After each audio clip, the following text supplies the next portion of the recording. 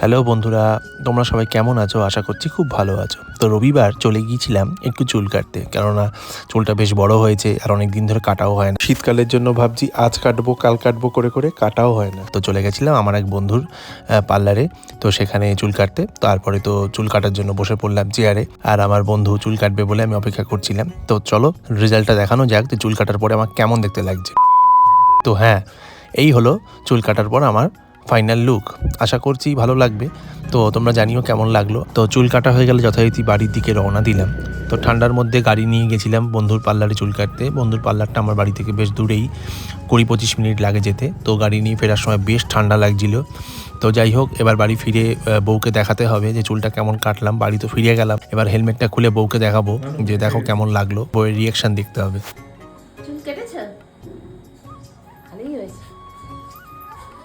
সুন্দর লাগছে। না, ভালো লাগছে।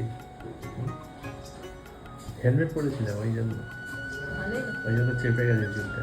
ঠিকই আছে। ভালো লাগছে? ভালো লাগছে তাহলে? ঠিক আছে হ্যাঁ, নাকি ফক করে লাগছে? না, সুন্দর লাগছে। ভালো লাগছে। টাটা। টাটা।